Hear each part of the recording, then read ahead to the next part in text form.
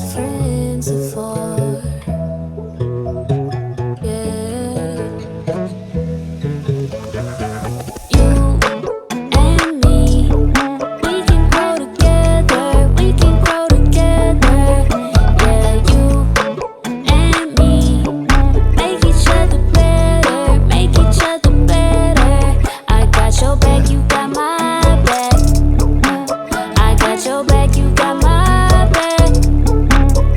'Cause you and me, we can grow together. We can grow together, yeah, yeah. I wonder what I can learn from all of my friends. We're growing in God and learning who He is. We're loving each other and we're showing how we feel. You and me, plus God, we gon' always keep it real. I got you, let's go, don't stop. Oh no, oh I wonder about God. Look how much I'm learning from my squad. I love doing life in community. I love doing life when it's you and me. You and me, we can grow together. We can grow together. Yeah, you and me, make each other better. Make each other better, better. You and me, we can grow together. We can grow together. Yeah, yeah. You and me, we make each other better. Make each other better. I got your back, you got my back. I got your back, you got my back.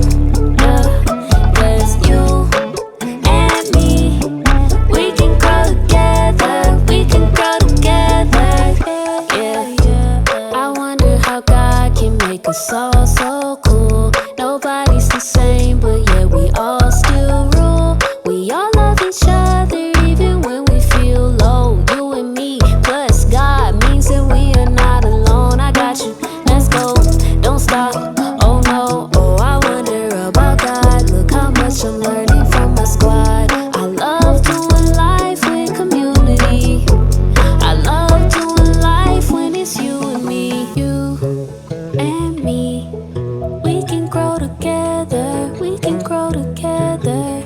Yeah, you and me, make each other better. Make each other better. Yeah, yeah.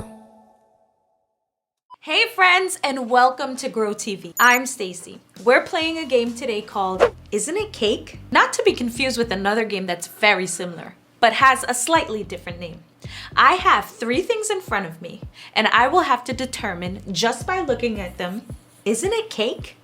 Let's play. Okay, so the first thing sure looks like a bowling ball, but I don't know if we're supposed to smell it, but it smells like a bowling ball.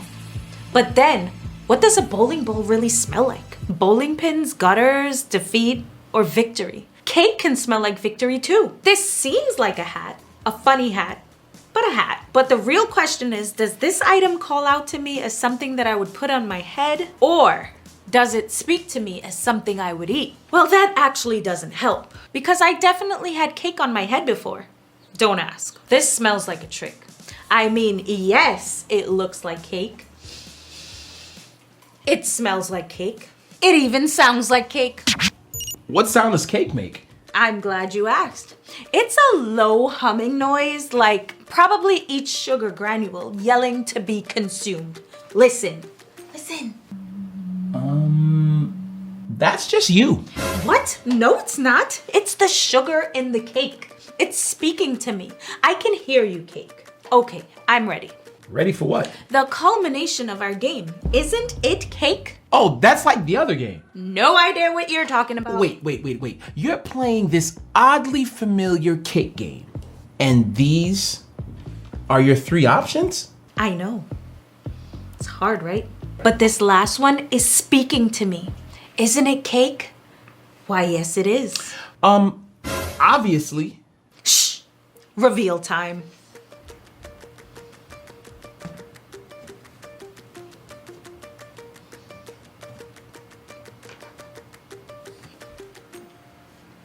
I was right.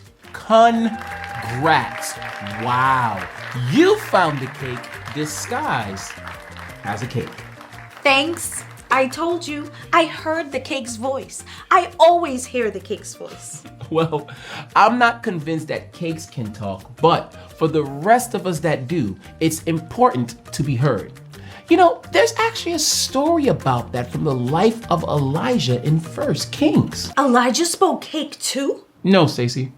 I don't think anyone else speaks cake besides you. Elijah spoke to God, and it was very important for God to hear him. The story is from 1 King chapter 18. It was a time when King Ahab ruled over the land, but he did not follow God. Instead, he chose to follow a fake god called Baal. Because of this, God sent Elijah to give Ahab a message. A king that followed fake gods? I think I can guess what his message would be. It was time to let the people know who God was. So Elijah challenged the prophets of Baal to a contest in front of all the people in the land. They met at a place called Mount Carmel.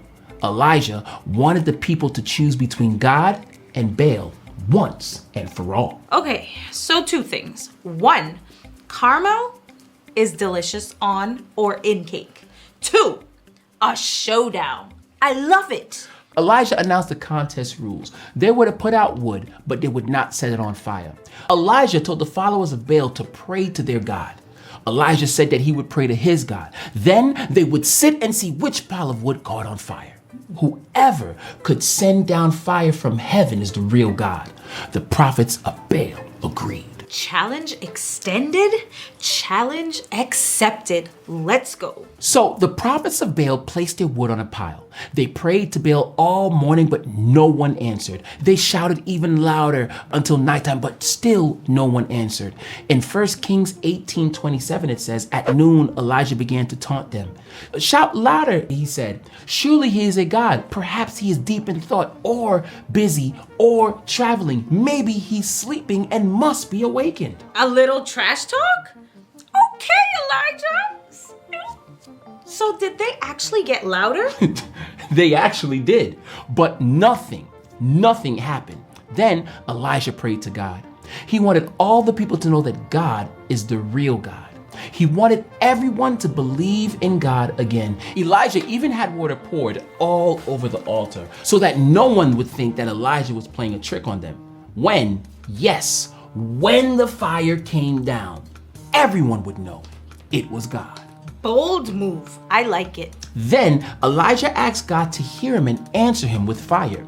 He prayed very simply in verses 36 and 37. Lord, the God of Abraham, Isaac, and Israel, let it be known today that you are God in Israel and that I am your servant and have done all these things at your command. Answer me, Lord. Answer me so that people will know that you, Lord, are God and that you are turning their hearts back again. There was so much writing on this prayer. I would have been so nervous that God wouldn't answer. I'm sure Elijah had his share of fears, but he trusted God. And guess what? God heard Elijah's voice. Immediately, God sent fire on the wood. It burned up all the wood, even the water. When everyone saw this, they praised God. They believed that God really was the real God. Just like God heard Elijah's prayer, God also hears our prayers. When we pray for our family, God hears. When we ask God for help, God hears. We can talk to God about anything and know that God always hears us. So, the next time you pray, do it with confidence and remind yourself, God hears my voice. So, what do you think? This is definitely cake. It's spongy and filled with frosting. No, I mean of the Bible story. Isn't it incredible that God heard Elijah's voice like that? Oh, that. Yes, it sure is. I mean, we pray to God all the time, but we forget that on the other end of our prayer is a God who is alive and able to hear everything we say. And maybe we forget because God doesn't answer right away sometimes. Yeah, we all want God to answer exactly like that day on Mount Carmel. But sometimes it doesn't happen that way. And it's okay. This story is a good reminder that no matter how God answers, God hears us. We can take comfort in that. And this story makes me more confident to pray prayers like Elijah did, knowing that God is listening and ready to respond. It's been fun playing Isn't It Cake? with you and learning some Bible stuff with you. It's always good to learn and grow together. See you next time. Bye. This cake's How is it? This cake's strong, man. It's bussin'. This cake is bussin', yo.